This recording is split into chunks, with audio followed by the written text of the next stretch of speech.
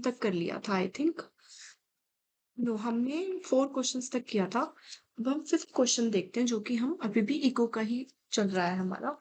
सो 5th question हम अच्छे से अंडरलाइन करेंगे ताकि हम कोई भी वर्ड को मिस आउट नहीं करें।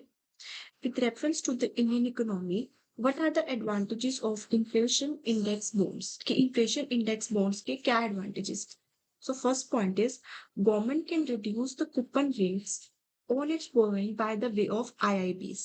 कि गवर्नमेंट जो है अपने कूपन रेट इस बॉन्ड्स के ऊपर रेट्स को कम कर सकती है। यस, गवर्नमेंट जो होती है वो बहुत ही सॉवरन होती है, तो गवर्नमेंट कुछ भी कर सकती है। तो ये पॉइंट बिल्कुल करेक्ट होगा। सेकेंडली, सेकेंड पॉइंट क्या है कि ये जो बॉन्ड्स हैं ये इन्वेस्टर्स को प्रोटेक्शन देते हैं फ्रॉम द इन्फ्लेशन। ये तो हमारे वर्ड में ही लिखा हुआ है कि ये इन्फ्लेशन इंडेक्स बॉन्ड्स है, इट मीन्स ये प्रोटेक्शन देते ही होंगे इन्फ्लेशन से। तो ये पॉइंट भी, ये बहुत जनरलाइज स्टेटमेंट है कि कोई बॉन्ड है वो इन्फ्लेशन से प्रोटेक्ट कर रहा है। ठीक है, उसका नाम ही वही है, inflation index bond. So second point will also be correct. जो थर्ड पॉइंट है उसमें क्या है, interest received as well as capital gain on IIBs are not taxable. कहता है कि जो इंटरेस्ट इनके ऊपर रिसीव होगा वो टैक्सेबल नहीं है। ये जो लाइन है यूपीएससी बहुत बार देता है, हर हर ईयर देता है कि ये चीज पे टैक्स होगा, ये चीज पे नहीं टैक्स होगा। तो वो स्टेटमेंट गलत होती है। क्यों? क्योंकि मोस्ट ऑफ जो ट्रांजेक्शन है हमारी कंट्री में उसमें हर जगह टैक्स होता है।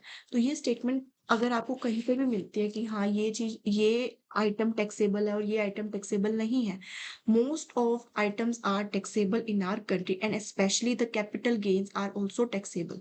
ओके, तो ये स्टेटमेंट गलत है। हम थर्ड पॉइंट सारे कट कर देंगे and answer will be. Now moving to sixth question. जो ये सिक्स्थ क्वेश्चन है इसे हम सेकेंड आइट्रेशन में लेके जाएंगे because it is a tough question है। ये करंट अफेयर से उस टाइम पे आया था। तो हम एक बार रीड करेंगे लेकिन इसे सेकेंड आइट्रेशन में ही लेके जाएंगे क्योंकि हमें इसकी कोई नॉलेज नहीं है। With reference to foreign owned e commerce firms operating in India, which of the following statements are correct? They can sell their own goods in addition to offering their platforms as marketplaces. इसमें ये कहना चाहता है कि जैसे कि for example Amazon है, Amazon का एक ऐप है हम चलाते हैं, उस अमेज़न ऐप पे अमेज़न अपना सामान भी बेच सकता है।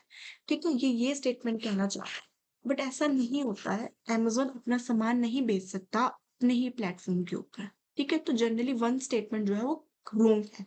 बट ऐसा क्वेश्चन करने के लिए आपको बहुत ज्यादा डेप्थ नॉलेज होनी चाहिए। तो हम इसे सेकेंड एडिशन में ही देखेंगे कि हमें वहां पे कैसे अटेम्प्ट करना है।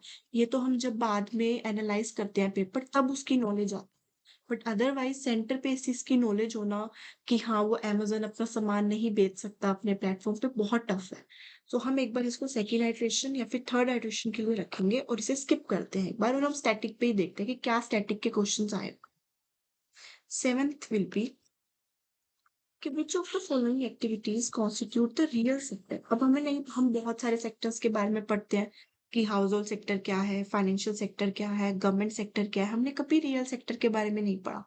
बट हम आइडेंटिफाई करने की कोशिश करते हैं कि इसमें से रियल सेक्टर क्या होगा, हमें नहीं पता। तो first point will be farmers harvesting there crops. हमें नहीं पता कि ये रियल सेक्टर में आएगा या नहीं आएगा, तो लेट्स स्किप इट फॉर।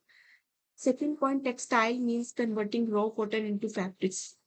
ठीक है, कुछ भी हो सकता है, मैन्युफैक्चरिंग या फिर कुछ भी हो सकता है। तो हम एक बार आगे चलते हैं, हम एक बार हम जो पॉइंट्स है उसको क्रॉस करने की कोशिश करते हैं कि हाँ ये नहीं होगा, पहले हम वो आइडेंटिफाई करते हैं। और commercial bank lending money to trading company, हमें ये पता है कि एक बैंक है वो फाइनेंशियल सेक्टर में होगा, तो थर्ड पॉइंट तो बिल्कुल भी नहीं होगा।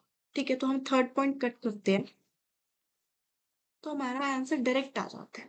लेकिन हम एक बार फोर्थ पे पढ़ते हैं, कॉर्पोरेट बॉडी इशूइंग रुपी डिनोमिनेटेड बॉन्ड्स ओवरसीज, ये भी फाइनेंशियल ट्रांजैक्शन कुछ लग रही है। तो फोर्थ इज ऑल्सो रॉन्ग। तो वन एंड जो टू है वो रियल सेक्टर में आता है। तो जब हमें क्वेश्चन नहीं आता तो हम कोशिश करें कि हम एलिमिनेट करने की ट्राई करें कि हाँ ये नहीं होगा।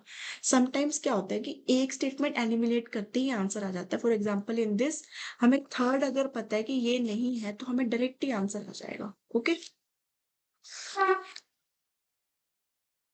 Now moving to the eighth question. ऐसे क्वेश्चंस बहुत आते हैं यूपीएससी में, हर साल 2 से 3 आ रहे हैं कि आपको ब्रेक डाउन करके समझना है कि आंसर क्या होगा।